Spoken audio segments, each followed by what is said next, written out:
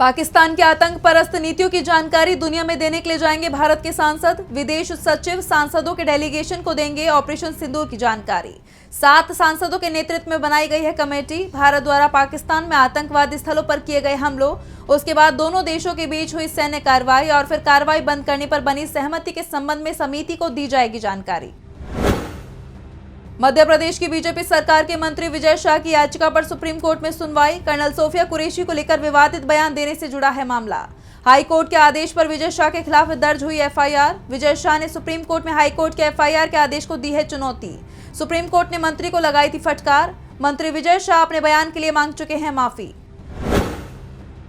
बहराइच में सालार गाजी मेले मामले पर सुनवाई। लखनऊ बहराइच में मसूद गाजी की दरगाह पर मेला आयोजन पर रोक से जुड़ा है मामला।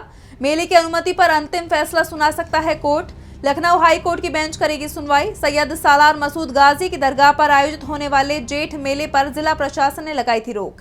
सुरक्षा और संसाधनों की कमी का दिया था हवाला। इसके खिलाफ दरगाह प्रबंध समिति ने इलाहाबाद हाई कोर्ट की लखनऊ बेंच में दायर की थी याचिका। यूरोप के 6 दिवसीय दौरे पर विदेश मंत्री एस जयशंकर 24 मई तक नीदरलैंड, डेनमार्क और जर्मनी की करेंगे यात्रा। तीनों देशों के शीर्ष नेतृत्व से करेंगे मुलाकात। द्विपक्षीय संबंधों को मजबूत करने पर करेंगे चर्चा। यात्रा का मकसद आपसी हितों के क्षेत्रीय और वैश्विक मुद्दों जैसे व्यापार, सुरक्षा और पर्यावरण पर विचार विमर्श करना। जर्मनी में वो नए चांसलर फ्रेडरिक मर्ज से भी मिलेंगे। जयशंकर का दौरा भारत नीदरलैंड के 75 वर्षों से अधिक पुराने राजनयिक संबंधों को देगा बढ़ावा। ये यात्रा वैश्विक मंच पर भारत की कूटनीतिक उपस्थिति को करेगी और मजबूत। ब्राजील दौरे पर मंत्री मनोहर लाल खट्टर ब्रिक्स ऊर्जा मंत्री सम्मेलन में करेंगे शिरकत। सम्मेलन में ऊर्जा सुरक्षा, हरित परिवर्तन, वैश्विक ऊर्जा न्याय जैसे अहम विषयों पर होगी चर्चा।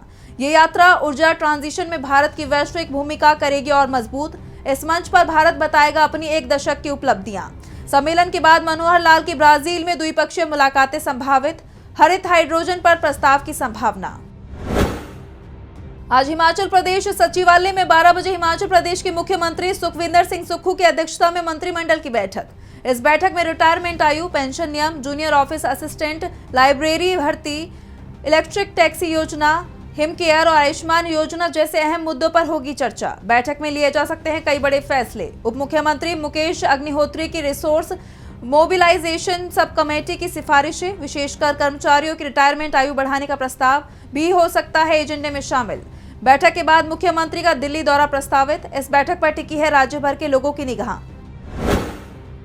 आज छत्तीसगढ़ की दल्ली राजहरा रावघाट रेल परियोजना से प्रभावित किसानों का अंतागढ़ रेलवे स्टेशन के पास अनिश्चितकालीन प्रदर्शन और रेल रोको आंदोलन। भानु प्रतापपुर अंतागढ़ क्षेत्र के प्रभावित किसान इस आंदोलन में होंगे शामिल। किसान नेताओं शेखर यदू, सेहंगू कांगे और संकेर कचलाम के अनुसार 3 साल बाद भी अंतागढ़ क्षेत्र के लगभग 100 प्रभावित परिवारों को नहीं मिली है नौकरी। उचित मुआवजे और नौकरी की मांग को लेकर किया जा रहा है ये आंदोलन। किसानों का कहना है कि उनकी जमीनें अधिग्रहित की गईं, लेकिन वादों के अनुसार नहीं दिया गया रोजगार। रेल परियोजना के तहत प्रभावित किसानों के अधिकारों की मांग पर केंद्रित है प्रदर्शन।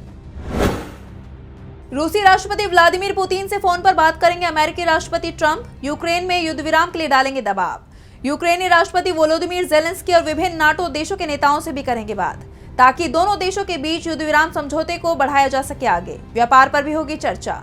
ट्रंप ने सोशल मीडिया ट्रुथ सोशल पर लिखा, इस बात का मुद्दा खून खराबा रोकना। आईपीएल 2025 का 61वां मैच आज लखनऊ के इकाना क्रिकेट स्टेडियम में लखनऊ सुपर जॉयंट्स और सनराइजर्स हैदराबाद के बीच होगा मुकाबला। शाम 7:30 बजे खेला जाएगा मैच। एलएसजी के लिए ये प्लेऑफ की उम्मीदों को जिंदा रखने का आखिरी मौका, जबकि एसआरएच जीत के साथ खत्म करना चाहेगी ये सीजन। बल्लेबाजों के लिए चुनौतीपूर्ण मानी जाती है इकाना की पिच। औसत पहली पारी का स्कोर 167 रन और 180 से 190 रन माना जाता है बड़ा स्कोर। धीमी पिच और कम उछाल से स्पिनरों व तेज गेंदबाजों को मिलता है फायदा। फैंस को रोमांचक मुकाबले की उम्मीद। आज पूर्वोत्तर, पूर्वी मध्य और दक्षिण भारत में गरज चमक के साथ हल्की बारिश से मध्य बारिश और तेज हवाएं चलने की संभावना। बिहार, असम, मेघालय और दक्षिण भारत में भारी बारिश का अलर्ट। दिल्ली एनसीआर में बादल छाए रहने के आसार। हल्की बारिश से मिलेगी राहत। तापमान 37 से 40 डिग्री सेल्सियस रहने का अनुमान। उत्तर प्रदेश और राजस्थान में कुछ स्थानों पर बारिश के साथ हीट वेव की चेतावनी।